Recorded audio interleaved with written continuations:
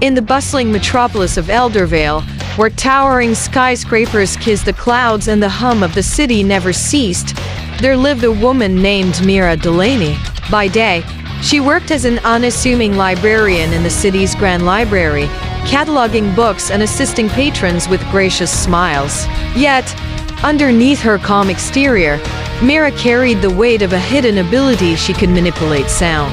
Mira discovered her powers during her childhood, when her emotions led to unintentional sonic outbursts, shattering glass and sending ripples through the air. With the help of her grandmother, a former performer who understood the delicate nature of sound, Mira learned to harness her abilities.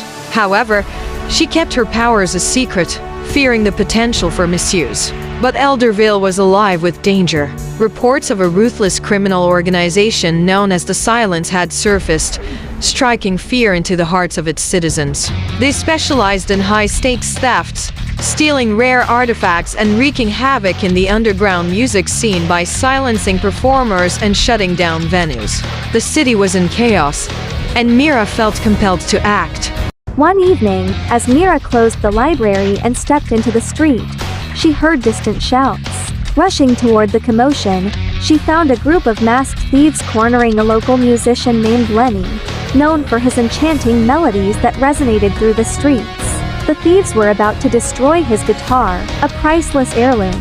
Without a second thought, Mira ducked behind a nearby alley, her heart pounding. "I can't let this happen," she whispered to herself. Channeling her emotion, she focused on the sound waves around her, amplifying them with her will. In an instant, she transformed into Whisperwind, an enigmatic defender of the city, enveloped in a cloak that shimmered like the twilight sky.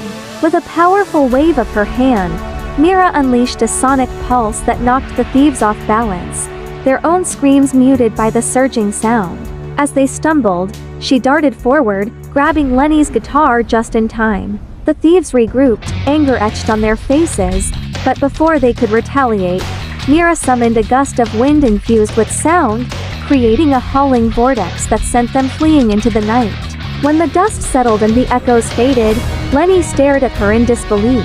"Whisperwind? Is it really you?" he asked, a replacing fear. Mira hesitated, her identity a vulnerability, but she realized that the city needed hope. "Yes," she replied softly. "I'm here to help." Mira and Lenny formed an immediate bond, both artists who understood the power of sound in their respective crafts. He agreed to help her navigate the underground music scene that had become a focal point for the Silence's operations. Together, they would uncover the identity of the organization's leader, a shadowy figure known only as the Conductor.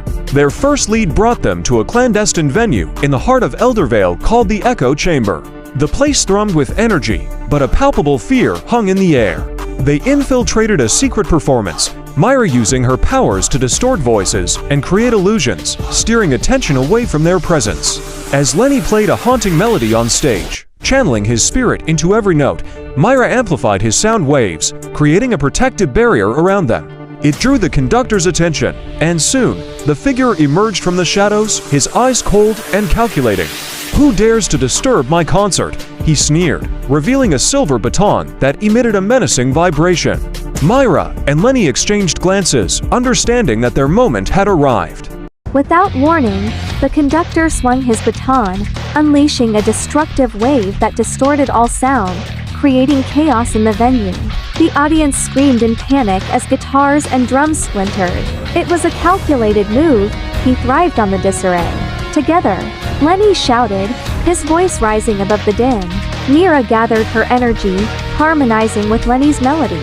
She conjured a powerful sound barrier that pushed back the distortion, containing the Conductor's attack. The monumental surge of sound intertwined, creating a beautiful crescendo that resonated throughout the chamber. Empowered by their unity, Mira released a concentrated wave of staccato sound that disrupted the Conductor's control. He faltered, and the arena responded with a symphony of defiance. The echoes of the crowd's cheers filled Mira with determination. She and Lenny pressed forward, harmonizing their powers to push the Conductor towards the edge of defeat. With one final, resonant note, They unleashed a blast of sound so pure and powerful that it shattered the conductor's baton, destabilizing his hold on the silence. It wasn't just the power of her abilities, it was the connection forged through music and bravery. As the last echoes faded, the conductor crumbled to the floor, panting in defeat. Eldervale's citizens, witnessing the victory of Whisperwind and Lenny, erupted into applause, their fear transforming into newfound hope.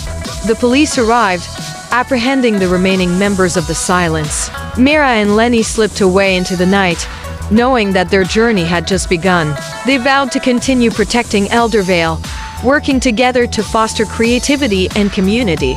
With time, Whisperwind became a legend in Eldervale, a symbol of resilience, creativity, and the belief that sound could defend souls and inspire hope.